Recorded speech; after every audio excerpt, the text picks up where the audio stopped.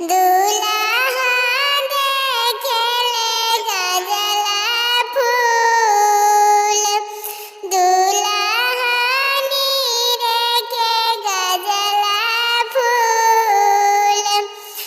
दान दहेज ससुर कुछ जानी देबो जी, देई देबो गजला के फूल, देई देबो गजला के फूल।